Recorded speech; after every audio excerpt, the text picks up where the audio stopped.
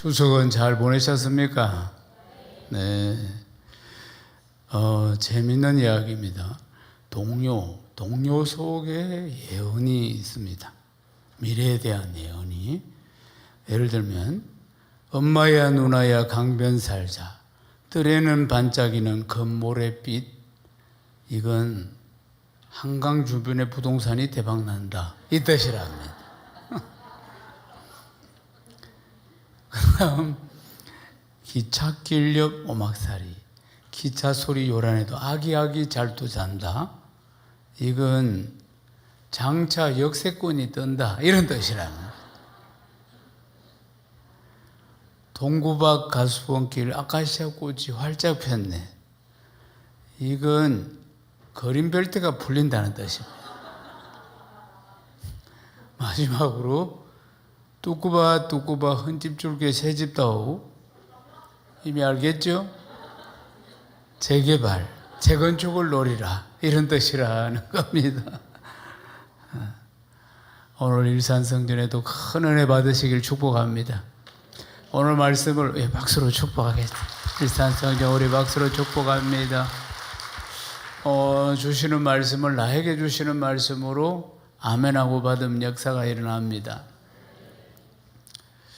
이전에 1973년도에 미국에서 큰 사건이 있었는데 그건 한국인과 관계된 사건이었습니다.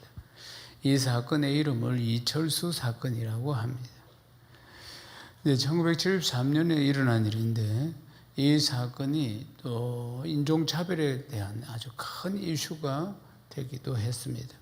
지금 사진에 보이는 사람이 이철수라는 사람입니다. 이철수라는 이 사람은 1952년생인데 우리 한국 사람입니다. 그래서 어릴 적에 어려운 가난한 시절, 그 당시 52년생들 다 전쟁 이후에 굉장히 가난한 시절 아니겠습니까? 근데 엄마가 먼저 미국으로 건너갔습니다. 그래서 이제 엄마가 먼저 미국으로 살기 위해서 이민해서 건너가고, 그리고 나서 이제 아들을 불러들였습니다. 그래서 이철수는 이제 어릴 적에 엄마 초청으로 그렇게 이제 이민을 가게 되었는데, 문제는 영어가 잘 안 되니까 굉장히 이제 학교 생활도 힘들고 여러 가지로 힘들면서, 그러면서 이제 왕따를 당하고 구타를 당하고 지금으로 말하면 학폭을 당하고 그런 상황이 됩니다. 그래서 이제 자기를 괴롭히는 아이들과 싸우다가, 그러다 마냥 당할 수가 없으니까 싸우다가 대학을 당합니다. 왜냐하면은 황색인이기 때문에. 그 당시에다 인종차별이 극심할 때입니다. 지금도 인종차별은 극심하게 있습니다. 보이지 않는 곳에. 그러니까 백인 사회이니까 주류 사회로 그냥 유색인이 진입한다는 것은 굉장히 어려운 그런 사회라고 볼 수가 있습니다. 그 당시는 어떻게 했습니까? 더 아주 심했겠죠. 그래서 이제 이 대학을 당했는데 싸우다가, 근데 엄마는 모릅니다. 말하지 않았습니다. 그래서 아침마다 학교를 가는 척하고 나옵니다. 그러면서 이제 문제가 발생하기 시작하는데, 자전거를 훔치다가 또 경찰에 잡히기도 합니다. 그래서 이제 문제가 되어가지고 이 동네에서 무슨 문제만 생기면은 용의자로 항상 올라간다는 겁니다. 미국에 있는 인종편견, 인종차별 이런 것 때문에 일어나는 것입니다.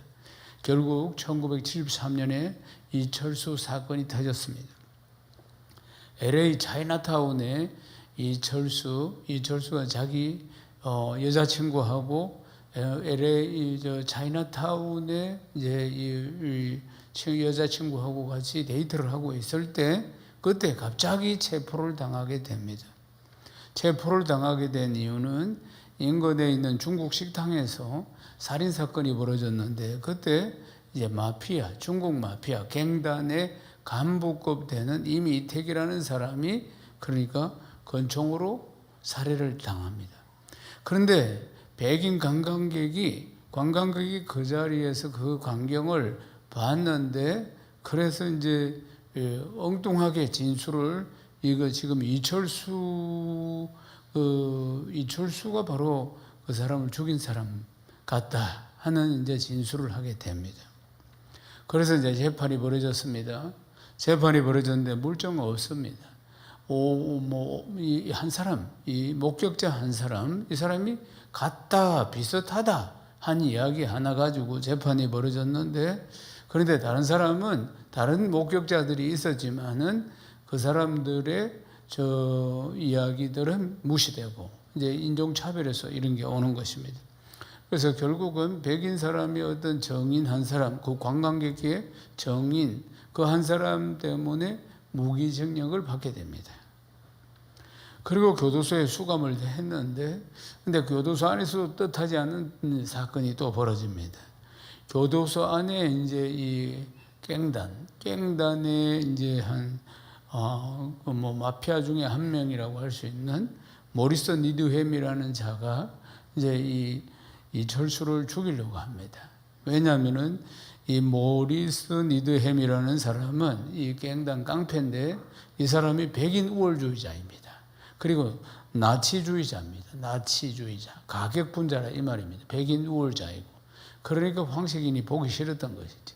그러니까 칼을 들고 죽이려고 하는데 자기 방어를 하다가 그러다가 오히려 그를 죽이게 됩니다. 그러니까 결국 재판을 받고 이제 무기징역에서 이제 사형 선고를 받게 됩니다. 이제 이 사건은 백인이 아닌 이제 이런 유색 인종에 대한 편협한 어떤 사법제도의 모순이 그대로 드러나는 과정이라고 볼 수 있습니다. 그래서 이제 이렇게 해서 사형 선고를 받고, 그래서 이제 다른 교도소로 이제 사형 집행 순서를 기다리는 그런 교도소, 생킨틴 교도소라는 곳으로 이제 이감을 하게 됩니다. 근데 평상시에 이철수 씨의 아주 친한 친구가 일본 사람인데 랑코 야마다라는 일본 친구가 있었습니다. 랑코 야마다, 유일하게 랑코 야마다만 이 이철수 편에 서가지고 이철수가 범인이 아니다, 억울하다 하는 부분에 대해서 막 이야기를 합니다. 그래서 이제 결국은 이야기를 변호사를 사야 되니까, 변호사를 사서 변론을 해야 되니까 이 랑코 야마다 친구가 변호사실을 찾아가서 이런 문제를 이야기하니까 변호사가 너무 많은 돈을 요구하는 겁니다. 그러니까 뭐 돈이 없는 가난한 사람들이니까 결국은 이제 어떻게 했느냐면은 일본인 친구 랑코 야마다가 자기가 답답하니까 친구를 변호해야 돼. 친구가 이렇게 죽을 수밖에 없는 운명이고 이러니까 친구를 변호하기 위해서 자기가 스스로 변호사가 됩니다. 변호사가.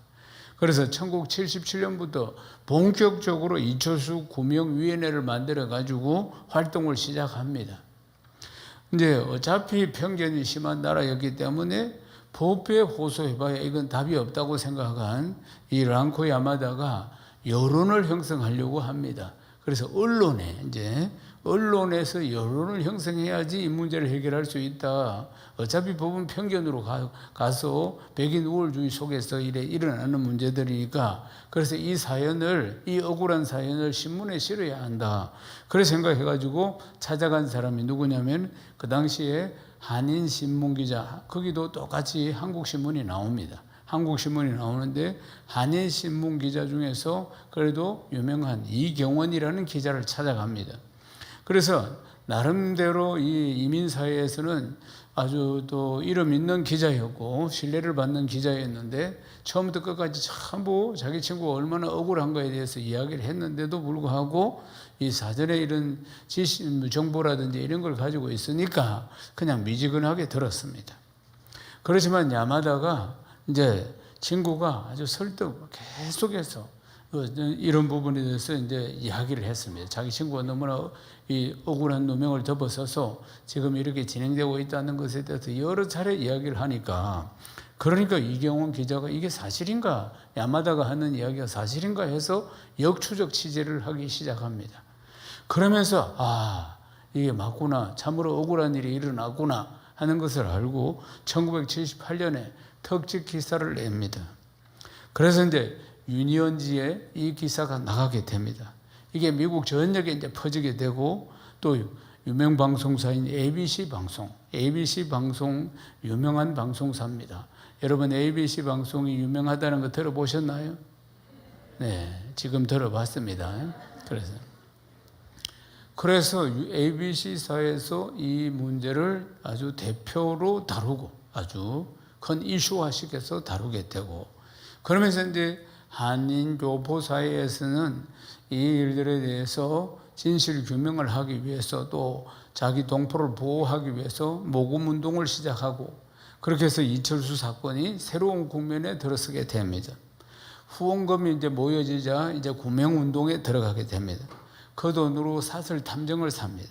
사설 탐정을 사서 그 당시 현장에서 무슨 일이 일어났는지 그 목격자를 찾는데 주력을 하는데, 결국 그 사설 탐정, 돈으로 산 사설 탐정이 그 당시 사고 현장에서, 살해 현장에서 목격자를 찾아냅니다.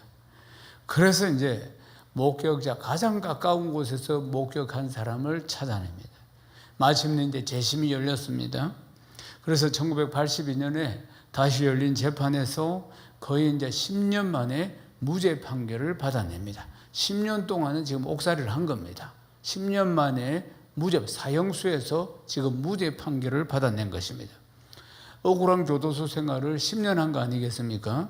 그래서 10년 하는 동안에 살인 사건도 일어난 것입니다.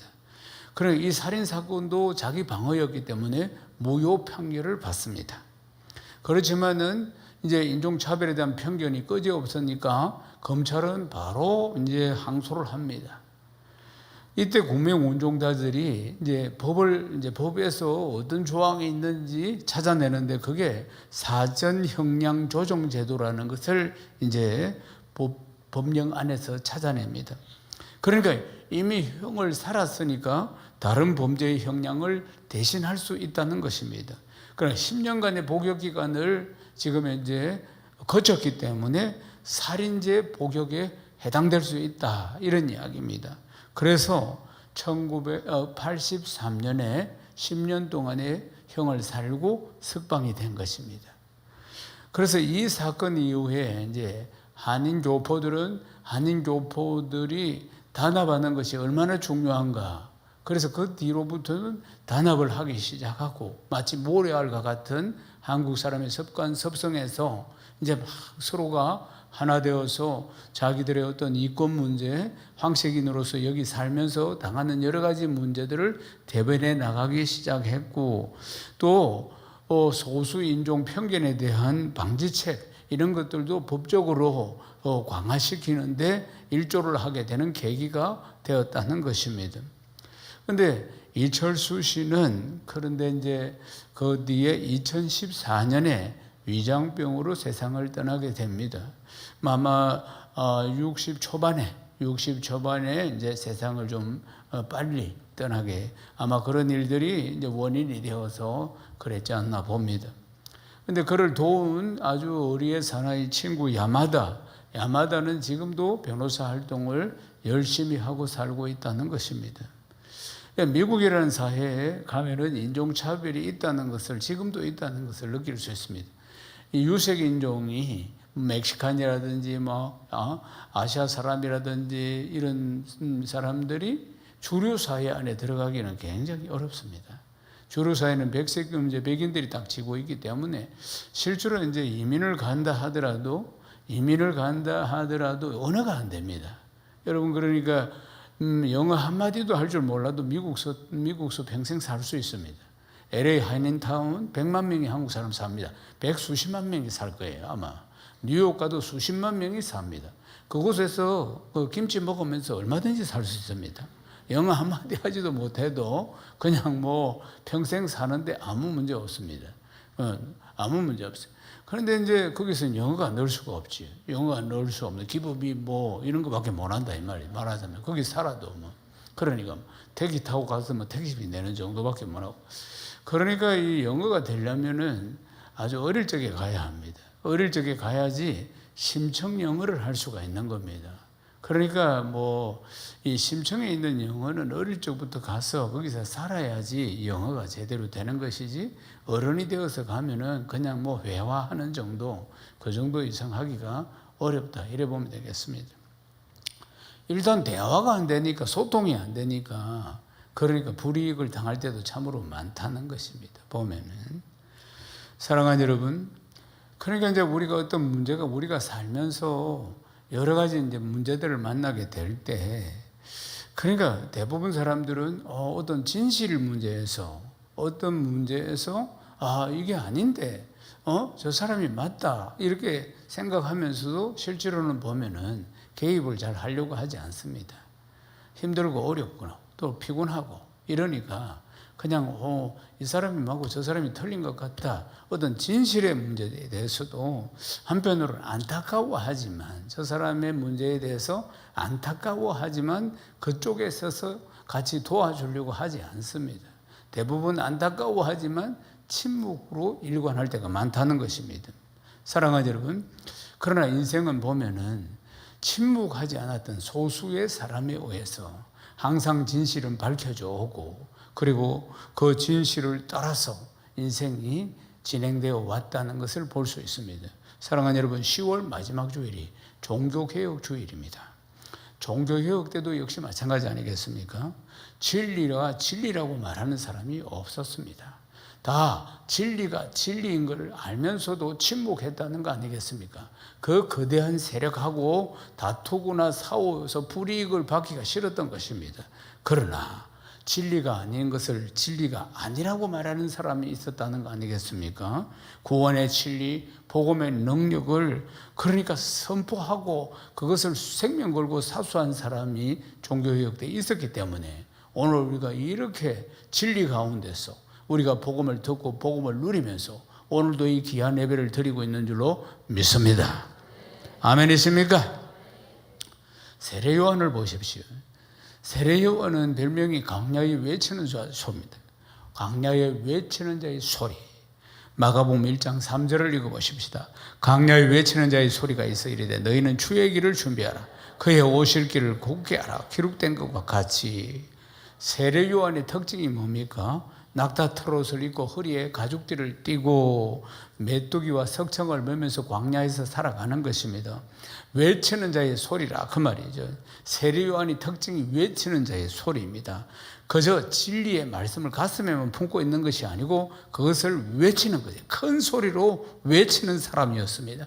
마태복음 3장 7절을 읽어보십시오. 세례 요한의 이 말은 요한이 많은 바리새인들과 사두개인들이 세례 베푸는 것대로 오는 것을 보고 이르되 독사의 자식들아 누가 너희를 가르쳐 임박한 진노를 피하라 하더냐. 바리새인과 세리관들을 향해서 지금 독사의 자식들아 이렇게 막 책망을 하는 소리입니다. 말하자면 바리새인과 서기관들이 누굽니까? 그 당시에 권력자들입니다. 힘 있는 자들이에요. 그들을 향해서 지금 독사의 자식들아, 외식하는 자들아, 이렇게 막 세례 요한이 지금 외치고 있다는 것입니다. 그들은 스스로 어렵다고 자랑하는 사람들입니다. 사람들이 많이 다니는 시장 어귀에 서서 막 큰 소리로 기도하고 자기의 의를 드러내고 자기는 모든 율법을 다 지키는 자라고 자랑하는 자들입니다. 자기 의가 충만한 자들입니다. 그런데 독사의 자식들아 그렇게 외치고 있다는 것입니다.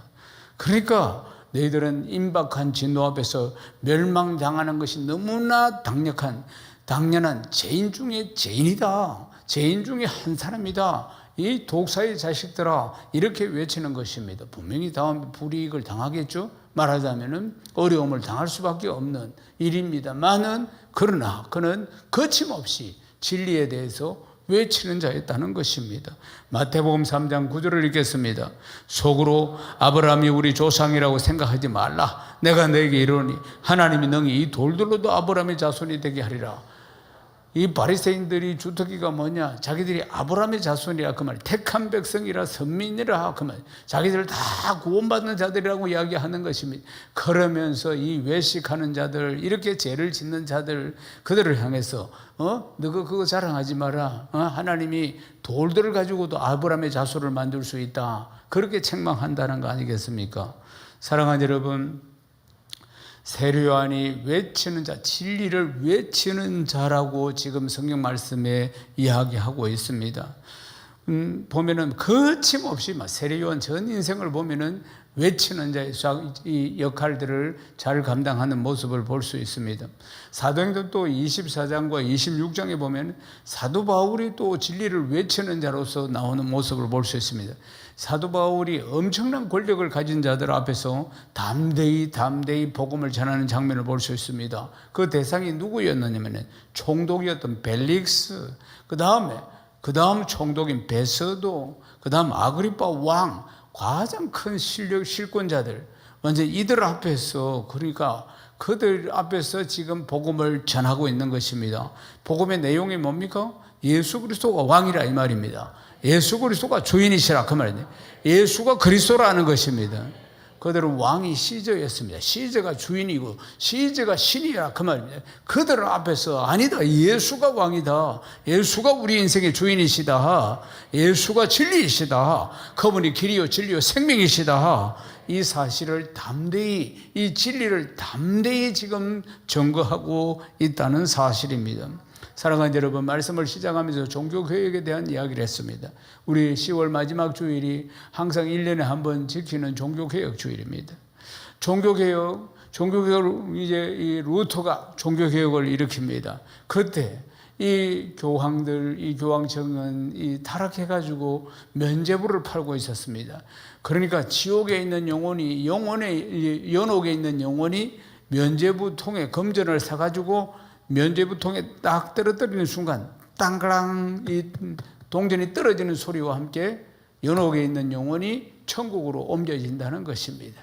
그러니까 이 면죄부 사서 넣기만 하면은 지옥에 있는 영혼도 연옥에 있는 영혼도 천국 간다는 거 아니십니까? 오직 의인은 믿음으로 구원받습니다. 아멘이십니까?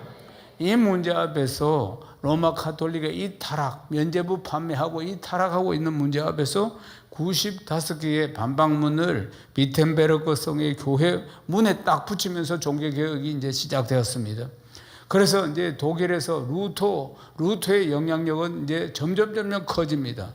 그 당시에 이제 교황이 독일의 이제 카를 5세에게 이제 사람을 보내가지고 이 왕에게 사람을 보내가지고 이걸 이제 종교개혁 막 일어나고 있는 것을 탄압해라, 일어나지 않도록 막아라, 이렇게 요청을 하고, 그래서 이제 이걸 이제 요청을 하니까 카를 5세가 루터를 부릅니다. 루터를 부래.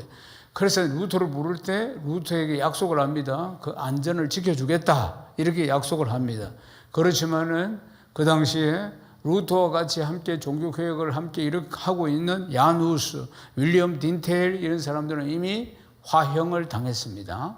죽임을 당했다고요. 그러니까 루터도 이렇게 해가 불러들여가지고 잡아서 죽일 계획이 아닌가, 이런 생각을 충분히 할 수가 있습니다. 충분히 말이에요. 그래서 이제 이 의회에서 이건 이제 소환을 했는데, 그래 이제 루터가 이제 그래도 기도 가운데 그 자리로 나아갑니다. 완전히 목숨을 걸고 나아가는 것이죠. 그래서 세상 사람들은 참 루터를 굉장히 환호합니다. 루터가 이제 청문회에 딱 갔습니다. 그래서 카를 5세, 그 자리에는 카를 5세, 독일 영주들, 그 여러 명의 추기경들 쫙 나왔습니다. 그 자리에서 이제 루터에게 두 가지를 요구합니다. 첫 번째, 지금까지 루터 이름으로 출판된 책, 그게 네가 만든 것인가? 이 부분을 인정하게 하는 것. 그 다음, 그 책에 있는 책을 전부 다 철회하라. 그 안에 내용이 뭡니까? 면죄부 팔아가지고 면죄부 사가지고 천국 가는 것이 아니다. 오직 예수를 믿어야 된다. 이런 내용들입니다. 진리에 대한 내용들이라 그 말입니다. 그러니까 그 책은 다 네가 쓴 건가? 그리고 두 번째는 그 책을 다 철회해라, 다 없애라. 이것이 두 가지의 조건이었습니다. 그렇지 않으면 죽이겠다, 이 말이겠죠, 말하자면. 그러니까 루터가 하루만 빌미를 달라, 생각할 수 있는 시간을 달라고 했습니다. 그리고 그 다음 날 루터 황제 앞에 섰습니다. 내 양심은 하나님 말씀에 사로잡혀 있습니다. 그러면서 절대로 철회할 수 없다, 이 뜻을 전합니다. 많은 백성들이 루터를 지지했기 때문에 그 자리에서 루터를 죽일 수가 없었습니다. 그래서 엄밀히 황제가 루터를 살해하려고 했습니다. 엄밀하게. 그러니까 그 당시에 루터를 돕는 영주가 있었는데 프리드리히라는 영주가 그래서 이 사실을 알고 루터를 피신시킵니다. 그래서 그곳에서 엄밀한 곳으로 피신해서 루터가 이제 성경을 번역하기 시작합니다. 그러니까 종교개혁의 주제가 뭡니까? 오직 믿음, 오직 성경, 오직 은혜.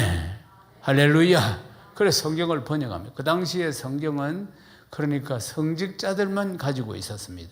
그럼 백성들은 성경을 본 적도 없으니까 무지하고 성직자들이 하는 말만 믿고 따라갔다는 거 아니겠습니까? 그래서 이제 이 성경을 그때부터 인쇄술이 발전하게 된 겁니다. 성경을 이제 다 이제 번역해서 번역과 인쇄술이 발달을 하면서 이제 참 백성들에게 이렇게 다 나누어 주게 되었고, 지금 우리는 성경이 여러 개 집에 있지 않습니까? 아이들 보는 성경도 있고 뭐 또 교회에서 가져온 또 비품도 있고, 성경 보면은 꼭 가져오기 바랍니다. 네. 사랑하는 여러분, 세례 요한을 보십시오. 세례 요한도 보면은 광야에 외치는 자의 소리인데 진리를 선포합니다. 거침없이 선포합니다. 거침없이. 사랑하는 여러분, 우리가 직장 생활을 하면서 내가 예수를 믿는 사람이다, 또 직장 생활에서 행복 모임을 연다든지 내가 예수 믿는 사람이라고 말하기가 상당히 힘든 상황 아닙니까? 혹시 내가 예수를 믿는다고 이야기하면 불이익을 당할 수도 있는 그런 사회적인 분위기가 많이 팽배해 있는 것이 사실입니다. 그것은 이전에도 마찬가지였습니다. 저는 건축을 전공하고 건축기사로 현장 소장으로 이렇게 일을 하다가 하나님 부름을 받았습니다. 그런데 제가 모시고 있는 우리 회사의 사장님이, 대표 이분이 참 이제 술을 좋아하고 노는 걸 좋아하는 분이었어요. 근데 항상 저를 데리고 갑니다. 김 부장 같이 가자. 김 부장 같이 가자. 그래가지고 전 돌아와요 부산항에 요거 하나밖에 못 부릅니다. 히트곡 그밖에 하나밖에 없어요. 그 앵콜 받으면 오동잎 한 입도 한 번 더 부르고 오동잎이 다 떨어져 봅니다. 지금은 다 까먹어서 잘 몰라요. 그래도 이제 김 부장 같이 가자고 늘 이 양반이 저를 참 좋아했어요. 그런데 저는 밥 먹고 술 먹고 할 때마다 저는 할 이야기가 별로 없어요. 교회밖에 이야기할 게 없었습니다. 제가 신앙생활 한 거, 우리 집안의 이야기, 예수 믿으면 진짜 좋다고 이러니까 뭐라고 하냐면 술만 떨어지니까 이야기하지 마라. 그래 이야기하는 거예요. 그래도 저는 할 이야기가 그거밖에 없으니까. 그러니까 이제 다음에는 술이 이만큼 돼가지고, 이제 우리 김 부장은 밥 먹을 때만 오고 2차, 3차 갈 때 오지 마라. 그런 이야기는 데리고 오지 마라. 그때 이후로 저는 밥 먹을 때만 가고, 그들이 제지로 갈 때는 저는 못 가고, 그랬더니 2차, 3차 갈 때는 저를 안 데리고 갔습니다. 자꾸 교회 가자고 이야기하고 예수 믿으면 너무 좋다고 이야기하니까 부담이 돼가지고, 우리 사장 그분은 불교에 아주 덕심한 사람이었습니다. 그러니까 불자 사무실에도 붙여놓고 부처도 하나 갖다 놓고 하여튼 절에도 자주 가고 그런 사람이었습니다. 사랑하는 여러분, 실제로 직장 생활을 하면서 복음을 전한다는 게 그렇게 참 쉬운 일이 아닙니다. 세례요한 보십시오. 세례요한이 그렇게 거침없이 진리를 외쳤습니다. 그리고 또 세례요한이 그래서 이제 나중에 죽게 되지요. 이제 그 뒤에 예수님이 계속 사역을 하실 때 보면은 예수님이 제자들 이제 둘씩 짝을 지어서 파송을 하고 가서 이제 귀신도 쫓아내고 회개의 복음을 선포하게 하고 그러면서 막 역사가 일어납니다. 이때 헤롯 왕이, 그 당시에 왕이 헤롯 왕이 이 소식을 듣습니다. 그러면서 6장 14절에 보면 이렇게 말합니다. 읽어보십시다. 이에 예수의 이름이 드러난지라 헤롯 왕이 듣고 이르되 이런 세례 요한이 죽은 자 가운데 살아났도다. 그러므로 이런 능력이 그 속에서 일어났느니라 하고. 아멘. 그러니까 그 당시에 예수님이 막 사역을 하니까 사람들이 엘리야가 다시 온 거 아닌가, 또는 다른 선지자가 온 거 아닌가, 이런 생각들을 막 하고 있었을 때 헤롯 왕은 예수님에 대한 소식을 듣고는 세례 요한이 아닌가 이렇게 이야기를 하고 있다 그 말입니다. 왜냐하면 세례 요한의 목을 베었기 때문입니다. 그러니까 그가 양심에 찔리고 불안한 거예요. 지금 굉장히 그런 가운데서 그러니까 양심이 찔리니까 예수님이 세례 요한이 다시 온 거 아닌가 이렇게 생각하고 있었다는 사실입니다. 왜 세례 요한을 죽였는가?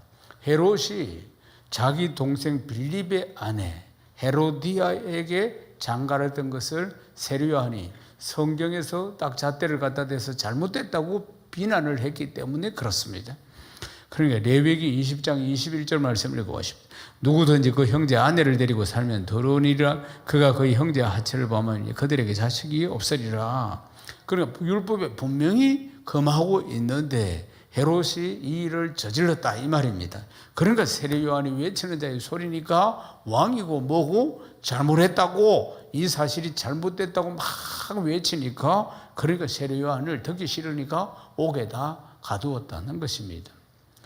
그러니까 옥에다 가두었는데 이제 죽일 수는 없고 옥에다 가두었다 그 말입니다. 그 당시에는 어떤 상황이었느냐, 로마가 이렇게 성적으로 문란하고 타락해 있었다는 사실입니다. 이런 일들이 비일비재, 건진상간 이런 것들이 비일비재하게 일어나고 있었던 것이고 그래서 이런 일도 지금 일어난 것입니다. 이 부분에 대해서 성경에 딱 잣대를 대고 잘못됐다고 지금 광야에 외치는 자의 소리가 이 죄를 지적했다는 거 아니겠습니까? 그것도 한 번도 아니고 여러 차례. 그러니까 감옥에 가둔 겁니다. 근데 이제 그 아내인 헤로디아 이 사람은 어떤 사람인가? 족보가 아주 복잡합니다. 아내인 헤로디아 자신의 삼촌인 빌립 1세하고 결혼해가지고 살로메를 낳았습니다. 그리고 남편을 버리고 남편의 형이자 자신의 이복 삼촌인 헤롯 안티파스와 재혼을 했다 이 말입니다. 그러니까 그 당시에 얼마나 이 문란했는가 건진상간이 이런 것을 볼 수가 있습니다. 이런 상황에서 세례 요한이 하나님의 법에 이것이 어긋난 죄라는 것에 대해서 계속 이야기를 한 겁니다. 마가복음 6장 18절을 읽겠습니다. 이는 요한이 헤롯에게 말하되 동생의 아내를 취하는 것이 옳지 않다 하였음이라. 이제 이야기를 돌려서 이야기하는 게 아니고 직설적으로 동생의 아내를 취한다는 것이 옳지 않다 이렇게 바로 선포를 하는 것입니다. 한 번만 이야기한 게 아니고 자주 막 계속 막 돌이킬 때까지 이제 이런 이야기를 하는 겁니다.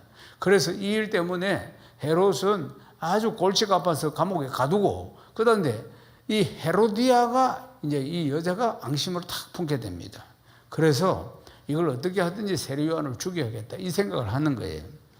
그래서 이제 그러나 헤롯은 이제 하나님의 사람이고 또 세상 사람들이 막 따르고 있기 때문에 두려움을 가지고 있었습니다. 죽일 생각은 못했다 이 말이지 말하자면은. 그런데 이제 그래서 이제 요한을 한편으로는 이렇게 그래도 두둔을 하는 편이에요. 두려워하면서 자기가 잘못했기 때문에 두려워하면서 그래서 하는 게 죽이지 않고 옥에다 이렇게 가둬 자꾸 떠드니까 옥에다 가두었다 이 말입니다. 그런데 이제 한편으로는 이 왕은 이제 세례 요한의 말을 듣고 고민하고 번민하고 이렇게 했다는 것을 볼 수가 있습니다. 그런데 헤로디아는 이를 갈고 딱 때를 기다리고 있었다는 겁니다. 근데 헤롯의 생일날 이제 자기 딸 살로메가 헤롯을 위해서 춤을 춥니다. 이 춤을 추게 만들었어요. 그러니까 춤을 잘 추니까 헤롯 왕이 마음에 쏙 들었습니다. 그래 협족해가지고 이 소녀에게 이야기합니다. 내가 나라의 절반이라도 네한테 주겠다. 네 소원이 뭐냐? 들어줄게. 그러니까 얘가 쪼르륵 자기 엄마한테 갔습니다. 왕이 이렇게 이야기하는데 뭘 요구할까요? 그러니까 세례 요한의 머리를 소반에 받아온다. 그런 이야기를 한 겁니다. 세례 요한의 머리를 원한다. 그러니까 그 이야기를 쪼르륵 와서 딱 이야기를 하니까 이게 만장한 사람들 앞에서 자기 생일날 자기가 선포했단 말이에요. 뭘 나라의 절반이라도 주겠다. 네가 원하는 게 뭐냐? 내가 다 들어줄게. 그래 선포를 해놓으니까 자존심이 딱 있으니까 고민을 합니다. 그렇지만은 그래도 오케이를 하는 거예요. 그래가지고 세례 요한이 감옥에 있는 세례 요한이 목이 잘려서 소반에 그 목이 올려가지고 생일날 딱 올라왔다는 거 아니겠습니까? 사랑하는 여러분, 우리가 이 일을 어떻게 평가할 수 있겠습니까?